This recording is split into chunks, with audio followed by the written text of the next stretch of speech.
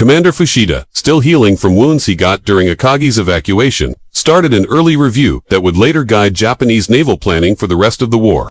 His main takeaway was that the defeat of the Kido Butte was due to better American intelligence, flexible tactics, and fast communication that allowed them to adjust quickly to changing battle situations. After the battle, a study by the Naval War College showed that Japan's earlier success had led to a rigid way of fighting, which made it hard for them to handle surprises. Their retreat from Midway didn't just show a failure in that specific battle, it revealed deeper problems in Japan's overall military planning. The complicated operation had involved many units coming from different directions, needing close coordination. But Japan's strict radio silence rules made that impossible. When things started to go off track, there was no backup plan. On the other hand, Admiral Nimitz's choice to defend Midway instead of pulling back showed a different way of thinking.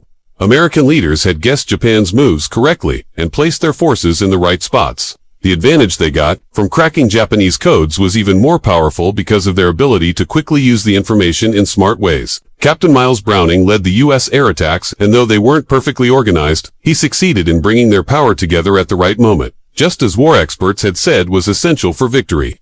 The American attacks looked scattered, but they actually worked together to overload Japan's defenses and caught them by surprise. Even though Japan knew the Americans were around, the impact of the battle reached across the whole Pacific, as both sides began changing their plans in response to the new situation. Japan's 6 months of steady conquest stopped, as it had to replace the ships and planes it lost at Midway. Meanwhile, America now had enough aircraft and ships to start pushing back, thanks to its strong factories and better planning. Usual radio silence gave way to intense study, as its naval officers tried to figure out how such a carefully planned mission had ended in disaster. What they learned shaped their tactics for the rest of the week war. But the key advantage, that Americans had strong industry and excellent intelligence, only grew stronger in the months that followed. The human cost of poor communication was clear when casualty lists began to arrive. Many experienced pilots died in the attacks, and more people were lost because of mixed-up rescue efforts and slow damage control. Things that could have been prevented with better coordination. The professional skill that had defined the Japanese Navy since Pearl Harbor was damaged by strict rules that stopped quick decisions when battle conditions changed suddenly. Half a year after Midway, Admiral Isoroku Yamamoto sat in his quarters, aboard the battleship Yamato, reading intelligence updates that confirmed his worst fears. America's production was increasing so fast that Japan couldn't replace its losses. While the U.S. could make up for its dead and damaged ships through training and construction, Japan couldn't match those numbers. The same communication problems that hurt them at Midway were now being examined in detail by officers across the Navy. Captain Kuroshima's top-secret report showed that Japan's effort to keep operations hidden through radio silence had actually made things worse. Instead of protecting their missions, it left them with no information when they needed it most. What was meant to be a strength had become a weakness, exposing them to enemy attacks. Lieutenant Commander Mitsuo Fukuda, now fully recovered and teaching at the Naval War College, shared the painful lessons he had learned. His students were taught that modern naval combat needed constant communication, and that being able to change plans quickly was more important than strict secrecy. Commanders who failed to adjust would end up like the Kido Butte. After Midway, America had taken the upper hand and could launch operations like Guadalcanal that once would have been impossible. Though Japan still had carriers, Admiral William Halsey's bold strategies in the Solomon Islands showed that American leaders had learned how to use carriers better, relying on strong intelligence and communication to strike at key moments. Research by the Naval Historical Foundation backs up the view that Midway was the key turning point in the Pacific War. It marked the start of Japan's slow pullback and America's steady advance, which would continue until the war's end. In 1945, Japan introduced new carriers in late 1942 and early 1943 with better design and protection. But their pilots lacked the years of training that had made the original Kido Butte so deadly. Now, they were trying to train decent airmen in just a few months, which led to weaker performance in battle. Admiral Chester Nimitz, now in charge of all Pacific operations, used the same communication methods that had helped win at Midway and other campaigns across the region. His command center acted as the brain of a huge information system stretching from Alaska to Australia, helping coordinate land, sea, and air forces on a scale Japan had never tried.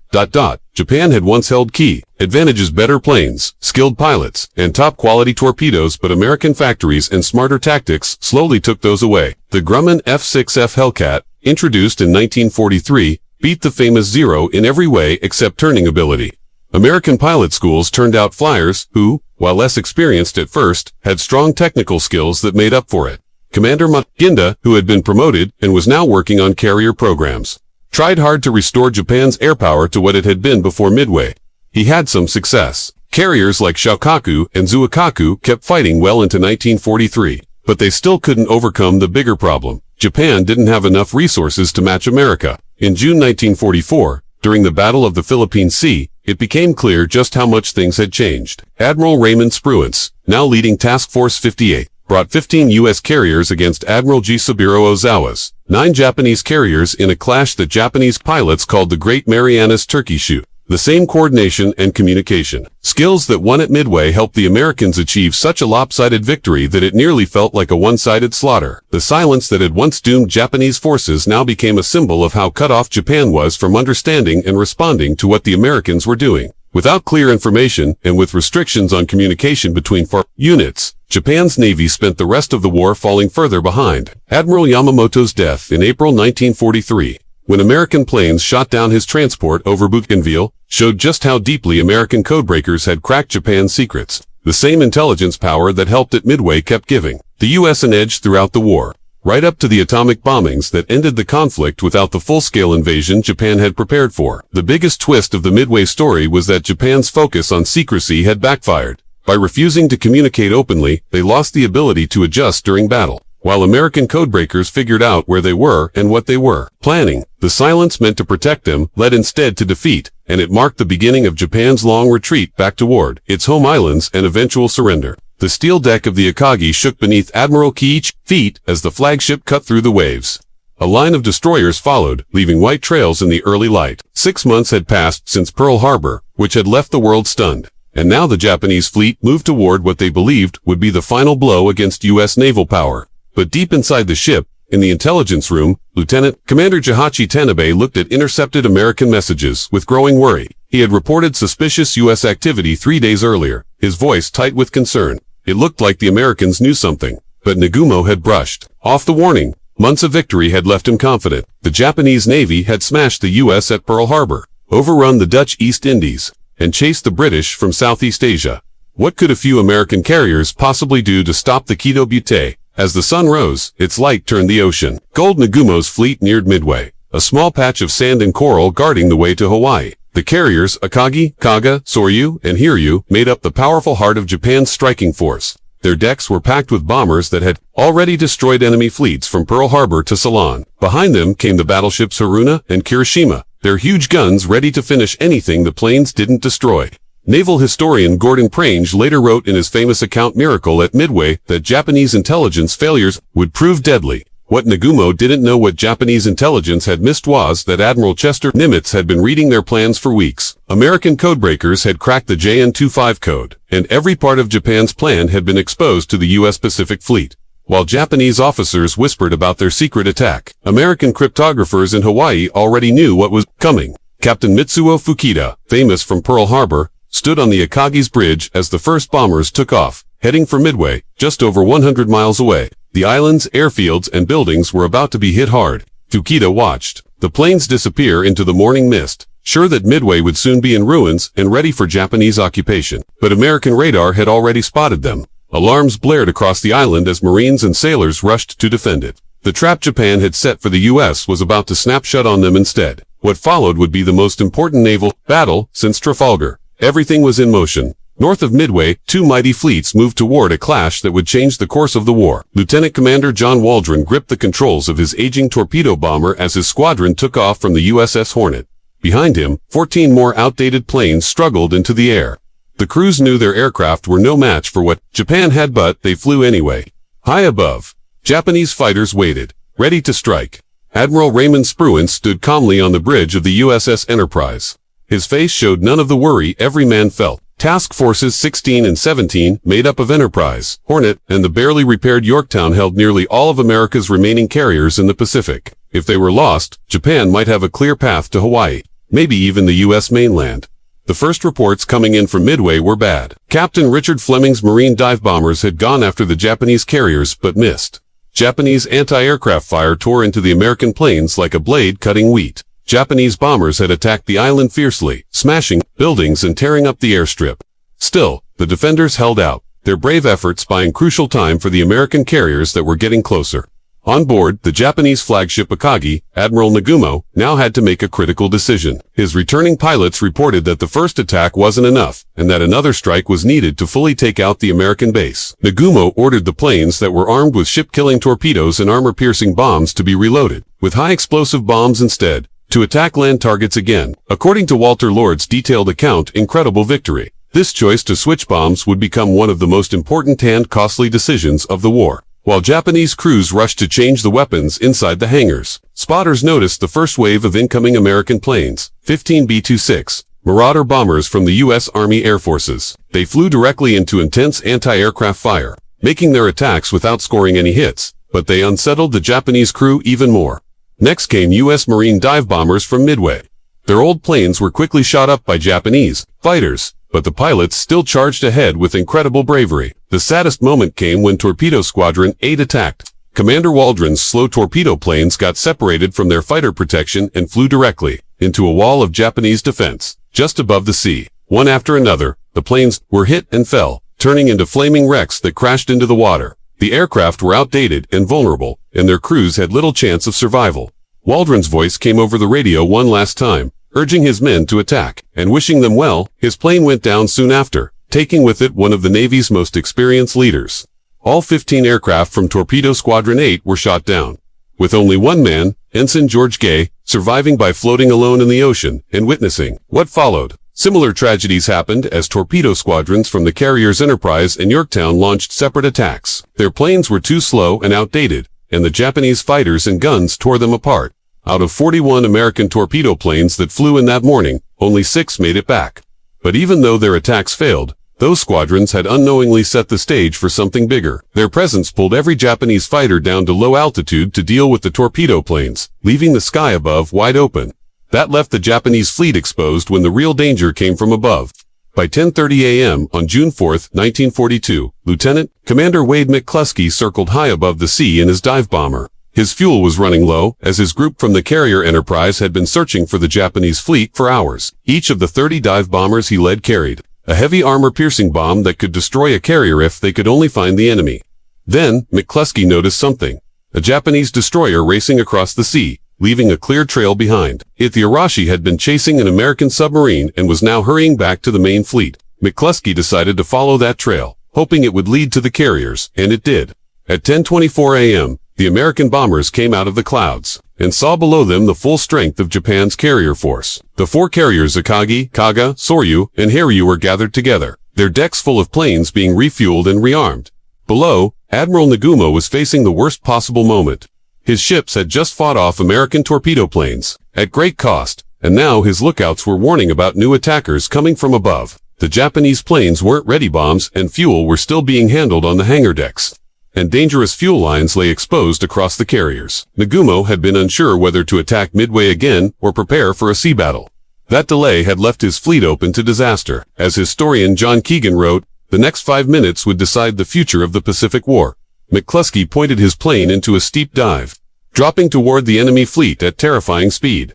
Behind him, his squadron followed, each dive bomber screaming through the air toward its target as enemy fire filled the sky with black smoke bursts. At about 1,500 feet, McCluskey released his bomb and felt the plane lurch as it dropped away. The bomb tore through Akagi's deck and exploded deep inside, setting off fires and detonating ammunition. In seconds, Japan's proud flagship was engulfed in flames. Explosions ripped through her, twisting her metal frame under the heat. At the same time, planes from the carrier Yorktown struck Soryu. Lieutenant Commander Max Leslie's squadron hit her directly 3 times, turning her into a burning wreck that sank later that day. Soryu, which had helped sink British ships and dominate the Indian Ocean, was gone in minutes. The carrier Kaga was hit even harder. Bomb after bomb slammed into her, setting off fires that raged through her crowded hangars. Kaga, a veteran of every major battle since Pearl Harbor, leaned badly to one side. Her crew was forced to abandon ship as giant blasts shook her from within. In just 5 minutes, 3 of Japan's top 4 carriers were wrecked, changing the course of the war. It was as if an earthquake had hit the ocean, and the shock would be felt from Japan to the U.S. later that morning. Captain Tomio Kaku stood on the bridge of the carrier. Hiryu. Black smoke filled the sky behind him from the destroyed carriers. His ship was now the only one left, Japan's last chance to salvage something from the disaster. What had started as a confident move to destroy the U.S. Navy had turned into a fight to survive, but Kaku was determined to strike back. Lieutenant Commander Michio Kobayashi prepared 18 dive bombers for takeoff. Everyone on board knew the mission was almost hopeless. The best Japanese pilots had already been lost, and those left were mostly young and barely trained. The Americans were now fully ready for more attacks. But Japanese warrior values demanded they continue, even if it meant dying. On the USS Yorktown, Rear Admiral Frank Fletcher watched his crew work desperately to fix damage from the first attack. The carrier had already taken 3 hits, but the crew's quick work kept it afloat and functioning. Now radar operators spotted another incoming attack, even larger and better coordinated than before. Fletcher knew his ship might not survive this next wave. Around 2:45 p.m., Kobayashi's bombers came in like a swarm of furious bees. They flew through heavy American defenses, determined to finish the job. Their bombs ripped through York deck and started fires that spread thick black smoke across the ship. The crew had to leave the ship for a while, but they fought to save her. According to Robert Ballard's return to Midway, the fierce combat around Yorktown showed how determined both sides were. But Japan's small success didn't last. As Yorktown sailors worked to save their carrier, American search planes had located Hiryu, now sailing alone. Lieutenant Earl Gallagher led 24 dive bombers from Enterprise in a devastating attack. They left Hiryu in flames, her deck torn apart, and her hangars filled with fire. Captain Kaku stayed at his post as the ship burned, refusing to leave. He went down with the carrier that had helped launch the Pearl Harbor attack and had once been a symbol of Japan's power. Hiryu sank along with the hopes of a quick Japanese victory in the Pacific. As night fell, the burning wrecks of 4 Japanese carriers lit up the sea like floating funeral pyres. Admiral Nagumo, with his fleet destroyed, could only watch helplessly as Japan's greatest naval strike force was wiped out. Just half a day earlier, Japan had looked unbeatable. Now, it faced a long grinding war against a U.S. enemy that had proved stronger and more determined than Tokyo ever expected.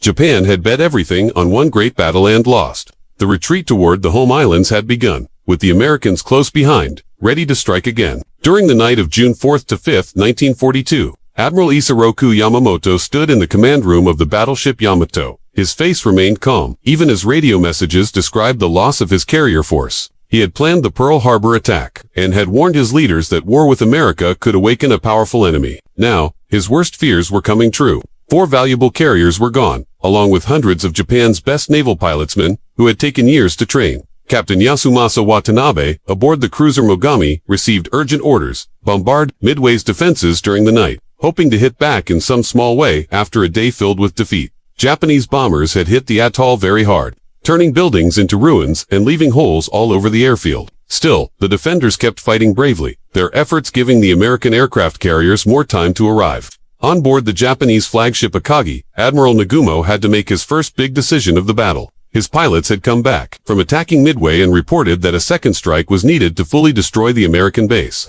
The admiral ordered his planes, which had been prepared with bombs and torpedoes meant for attacking ships, to be changed and loaded with regular, explosive bombs to attack land targets instead, as described in Walter Lord's detailed book, Incredible Victory.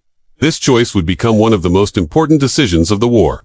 While the crews hurried to switch the weapons on the carriers, Japanese lookouts spotted the first group of American planes coming in 15 B-26, Marauder bombers from the Army Air Force. They flew straight at the enemy through heavy anti-aircraft fire. None of them scored a hit, but the attack shook the Japanese fleet. Next came the Marine dive bombers from Midway.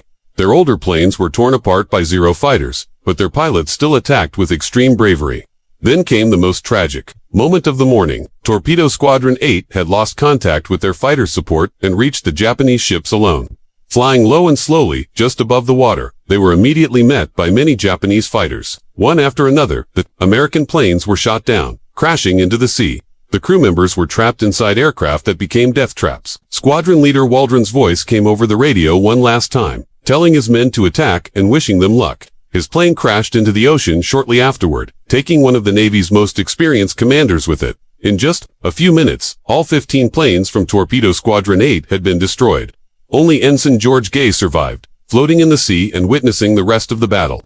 Similar scenes happened as Torpedo Squadron 6 from the Enterprise and Torpedo Squadron 3 from the Yorktown came in one by one. Their slow and outdated Devastator planes were no match for the Japanese defenses. Out of the 41 American torpedo bombers that took part that morning, only 6 made it back to their carriers.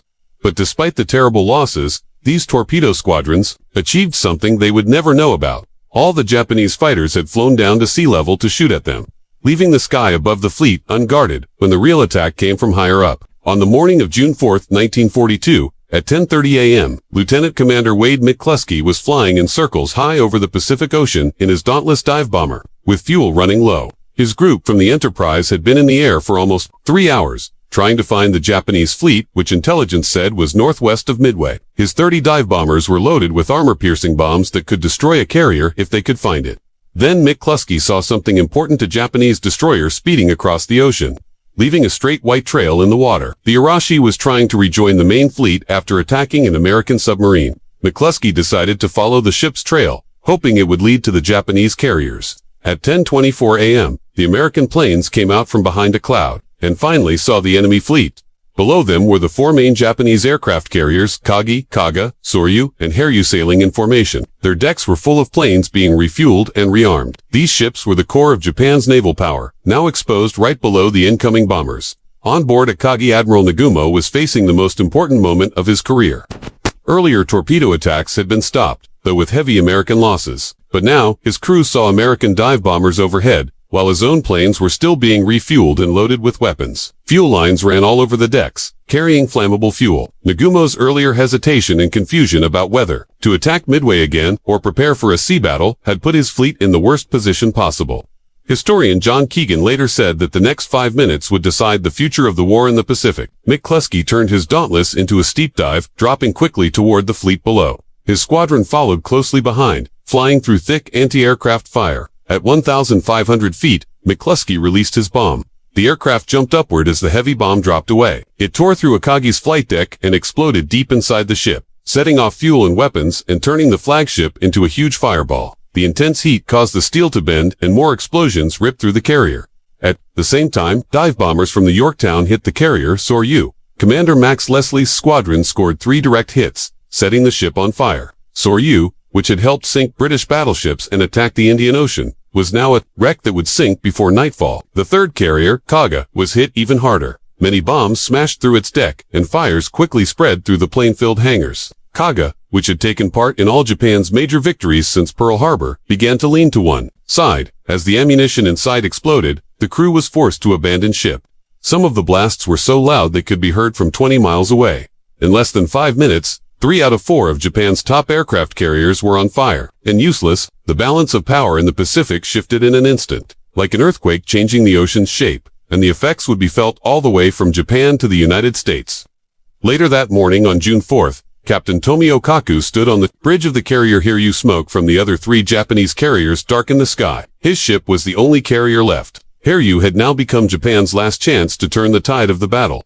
What had started as a confident attack that morning had become a desperate fight to survive. But Kaku was determined to strike back. Hard Lieutenant Commander Michio Kobayashi got his 18 dive bombers ready for takeoff, knowing they probably wouldn't return. Japan had lost many of its best pilots in the morning's fighting, and the replacement crews were young, poorly trained, and now flying into a fully alert American fleet. Still, the code of honor demanded they go ahead, even if defeat seemed certain. On board the USS Yorktown, Rear Admiral Frank Fletcher watched as his repair teams worked quickly to fix damage from the first attack.